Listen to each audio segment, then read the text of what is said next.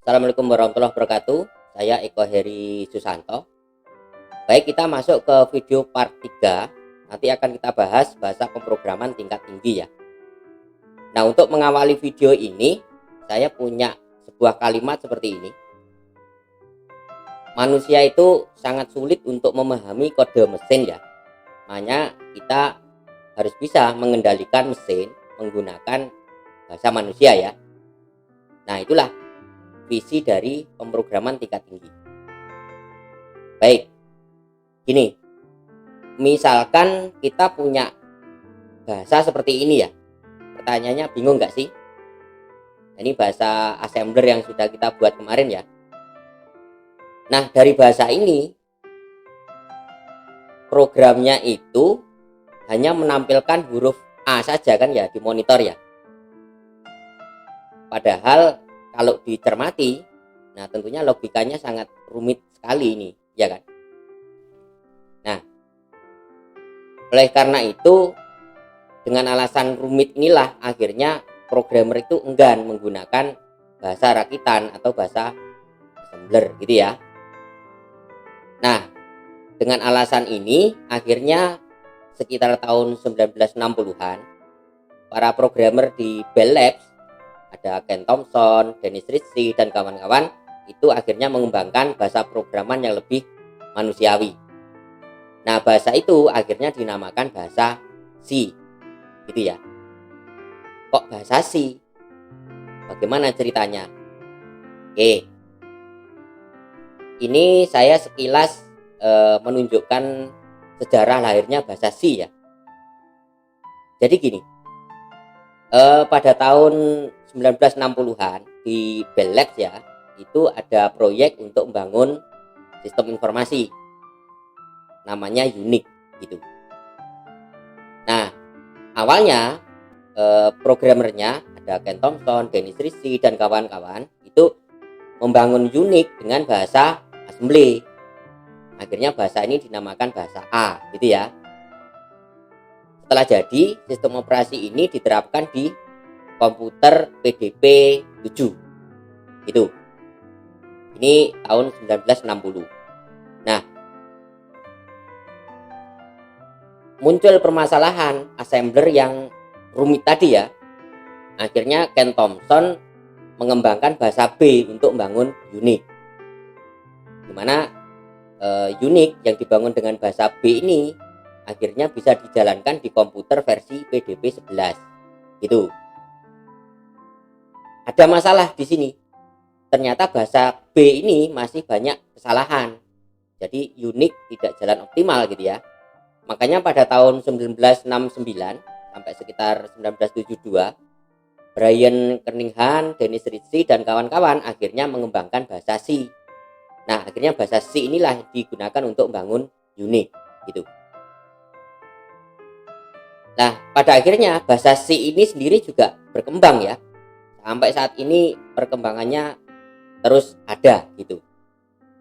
Dan bahkan bahasa pemrograman baru itu banyak yang dilahirkan dari bahasa C ini.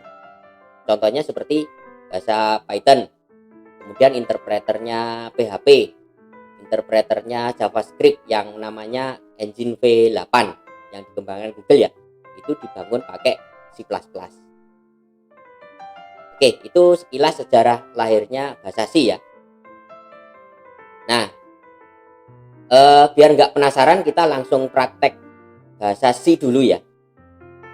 Jadi nanti targetnya gini, nanti kita buat program yang alurnya sama persis seperti contoh program assembler kemarin ya. Tetapi ada syaratnya.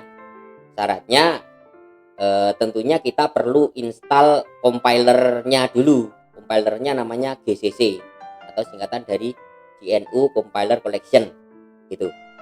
Nah, karena saya pakai Linux, maka perintahnya gini.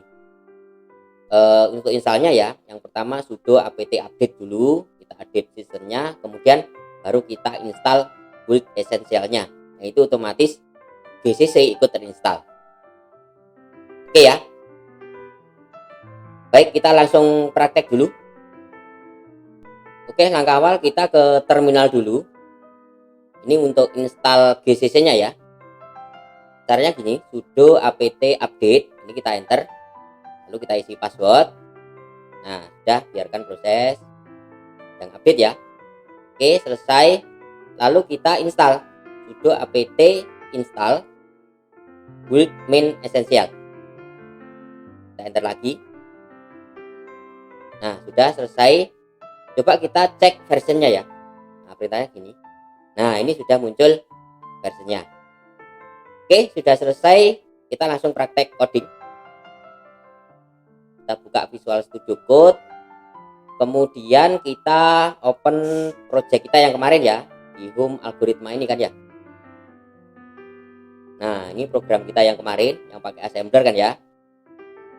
Nah, untuk yang C kita bikin file baru. Anggap aja kita kasih nama program berapa nih? 4 ya. Program 4.c. Nah, ini. Oke, kita split aja. Nah, sekarang kita definisikan C-nya dulu. Pertama kita include stdio-nya dulu, stdio.h ya. Kemudian kita bikin int main-nya. Nah, seperti ini. Nah, sekarang kita deklarasikan variabel. Kalau di assemblernya kayak gini ya. Kalau di C gini aja. Char huruf, lalu kita isi binernya. Nah, cuman di C itu diawali biner 0B itu ya. Lalu itu binernya ini seperti ini. Ini A ya ini ya. Nah, kemudian kita lanjutkan blok output ya. Pakai perintah printf. Nah, seperti ini. Pakai petik. Nah, kita isi %c itu menunjukkan char. Kemudian kita arahkan ke hurufnya ya. Nah, seperti ini. Lalu kita ke blok exit, tinggal di 0 aja. Ini aja sih. Nah, jangan lupa disimpan. Coba kita testing. Tinggal kita compile, perintahnya gini. GCC, nama filenya, main O, kemudian nama execute-nya. Program 4 ya. Coba kita tes. Nah, muncul A kan. Cuman nggak ada enternya ini, nggak turun ke bawah ya. Nah, ini harusnya ditambahi turun ke bawah. Kita tambahi \n gini aja sih. Oke, coba kita compile lagi.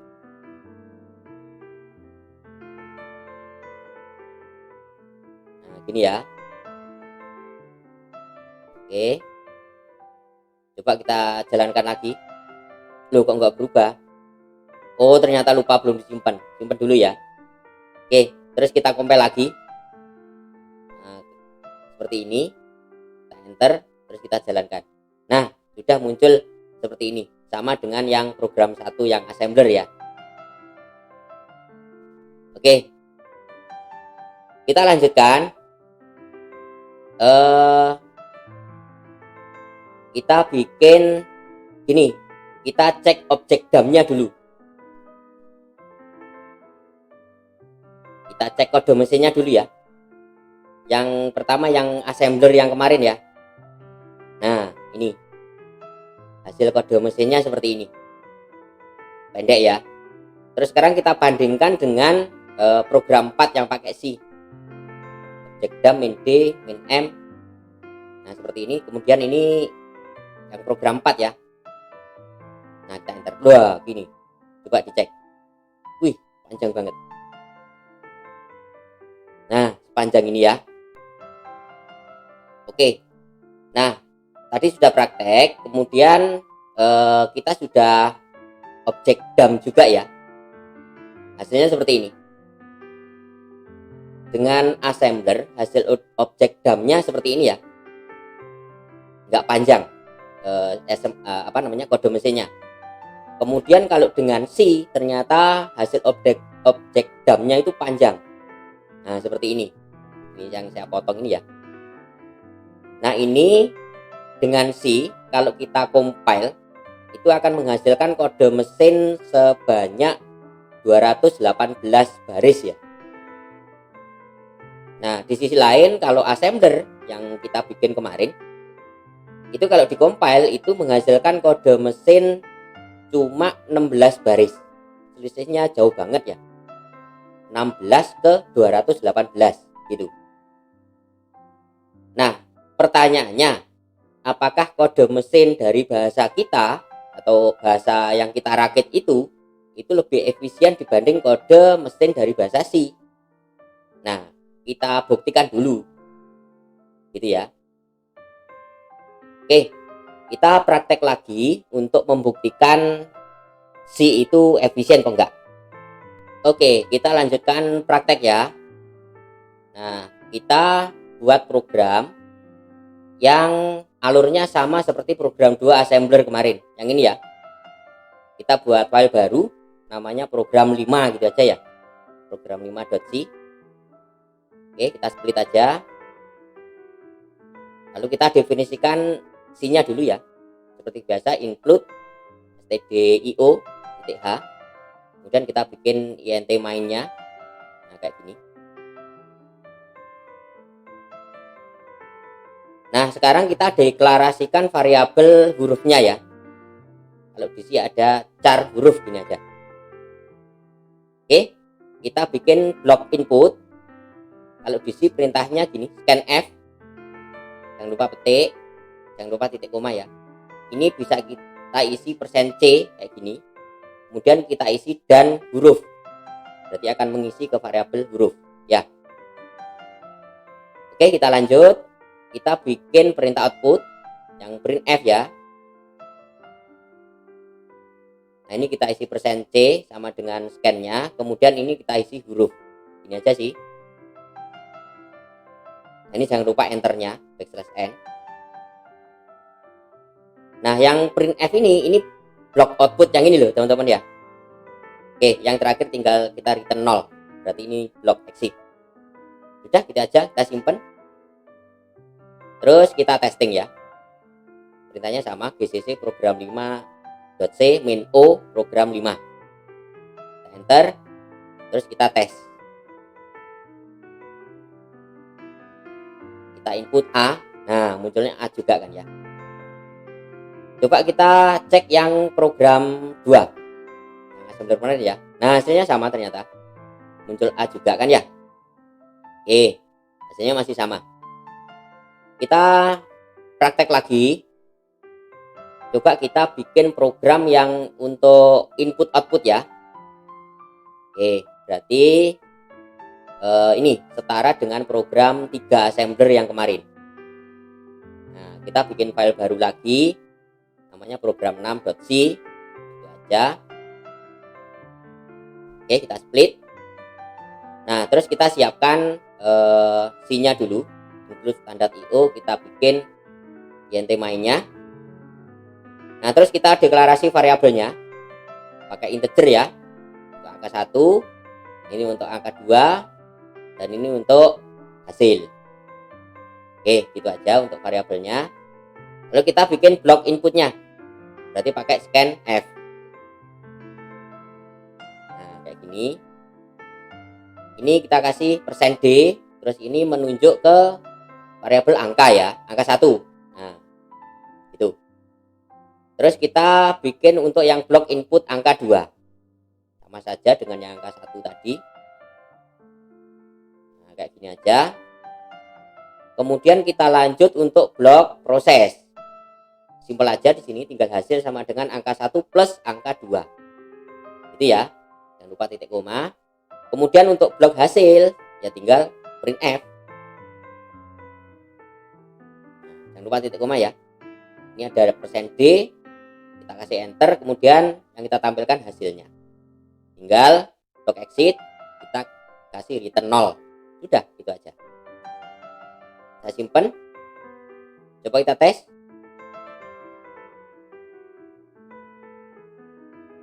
Sama aja ya. Nah, kayak gini. Ups, ternyata error. Apa ini? Oh, kurang H. Nah, ini loh. Kurang .h. Oke, kita simpan lagi. Terus kita compile lagi. Kita tes ya. Kita masukkan 3 tambah 4. Nah, kan hasilnya 7. Kita tes dengan yang program ini. 3. 3 tambah 4 hasilnya 7. Oke, masih sama ya hasilnya ya. Kita tes lagi untuk yang program 6. Misalkan 5 tambah 6. Nah, hasilnya 11. Benar ya? Coba kita tes untuk yang program 3. 5 tambah 6 ya. 5, 6. Nah, kok hasilnya titik koma? Wah, ini sudah mulai error ini. Coba kita tes lagi. Angkanya kita perbesar ya. Contoh ini misalkan 1000 tambah 250. Jadinya kan 1250 ya. Benar ya? Yang program 4, program 3, 1000 tambah, loh, kok error? Oke ya, ada pertanyaan gini. Kenapa kode mesin dari bahasa C itu lebih panjang dibandingkan bahasa assembler yang kita bikin? Ada beberapa alasan. Yang pertama gini. Karena di bahasa C itu didesain mampu menangani berbagai macam kemungkinan, termasuk variasi dari tipe datanya. Tadi kan kita ketemu bug kan ya di assembler kita ya. Contoh untuk penambahan angka saja kalau sudah puluhan, ratusan sampai ribuan hasilnya, makanya hasilnya error gitu. Padahal kalau di C enggak. Nah, kenapa bisa begitu? Karena di C itu sudah disediakan tipe datanya. Nah, di assembler enggak gitu. Nah, karena fasilitas di C ini bertambah, ya otomatis kode mesinnya bertambah kan ya. Nah, akhirnya kita tidak punya bukti lagi bahwa kode mesin bahasa C itu lebih buruk dari bahasa rakitan kita sendiri gitu ya. Nah, itu yang pertama. Kemudian yang kedua, modul standar input output atau STD-IO itu menyediakan berbagai macam fasilitas gitu. Contoh seperti scanf, printf, getC, putC, serta penanganan file ya. Ada fopen, ada fclose, ada remove, ada flash dan sebagainya. Nah, inilah yang mempengaruhi panjang kode bahasa mesin dari hasilnya C gitu ya. Oke. Sekarang muncul pertanyaan. Tipe data di bahasa C itu kayak gimana sih? Ini saya breakdown ya. Nah, tipe data di C itu ini ada berbagai macam ya. Yang jelas ini terbagi menjadi dua. Ada tipe data angka dan ada tipe data huruf. Gitu. Nah, tipe angka sendiri masih terbagi menjadi dua. Ada angka bulat sama ada angka pecahan gitu. Nah, angka bulat sendiri itu ada banyak. Nah, seperti ini. Ada integer, angka bulat ya, di situ disingkat int. Kemudian ada lagi unsigned integer, ada lagi short, ada unsigned short, ada long sama ada unsigned long. Itu yang untuk angka bulat. Nah, untuk angka pecahan seperti ini. Ada float, ada double sama ada long double gitu. Itu yang pecahan ya. Kemudian untuk yang huruf itu masih ada karakter sama ada kalimat atau istilahnya biasanya string namanya. Nah, untuk karakter ini ada pembagian juga. Ada char, ada sign char sama ada unsigned char gitu. Sedangkan untuk string itu hanya satu deklarasi. Bisa char kurung kotak begini, berarti nanti pakai array istilahnya, atau char pakai tanda bintang ini, char bintang, atau istilahnya pointer gitu ya. Nah, itu tipe data di C ya. Oke, untuk lebih memperdalam tipe data ini, nah, teman-teman bisa ini ya, bisa latihan ya. Nah, ini contoh latihannya gini. Nanti silakan teman-teman buat sebuah program dengan bahasa C ya untuk mengoperasikan dua buah angka. Nanti kalau bisa bikin programnya, jawabannya bisa teman-teman tulis di kolom komentar ya. Nah, soalnya gini. Nanti muncul di monitor seperti ini, isikan angka 1, isikan angka 2, lalu angka 1 kali angka 2 sama dengan berapa gitu ya. Nah, ini ada angka 3, 4, dan 12 itu gini. Angka 3 itu nanti input dari keyboard ya. Angka 4 juga input dari keyboard gitu. Jadi ini bukan angka yang paten gitu kan. Nah, berarti nanti gini. Langkahnya yang angka 3 dan 4 ini nanti masuk ke blok input, dan angkanya ini tidak harus 3 dan 4 ya, bisa gonta-ganti. Bisa satuan, bisa puluhan, bisa ratusan, atau bisa ribuan. Gitu ya. Nah, kemudian dari angka 1 anggap aja 3, angka 2 anggap aja 4, ini nanti teman-teman lakukan proses perkalian ya, 3 kali 4. Nah, hasil dari proses yaitu 12 itu nanti jadi output gitu. Jadi nanti outputnya ada beberapa ini. Ada isikan angka 1, isikan angka 2, kemudian ada angka 1 kali angka 2 itu termasuk output gitu ya. Termasuk angka 12 sendiri itu output. Gitu ya bahan latihannya ya. Oke, bisa dipahami teman-teman? Baik, kalau bisa dipahami, saya kira materinya cukup dulu. Terima kasih atas perhatiannya dan mohon maaf jika ada kesalahan. Saya akhiri. Wassalamualaikum warahmatullahi wabarakatuh.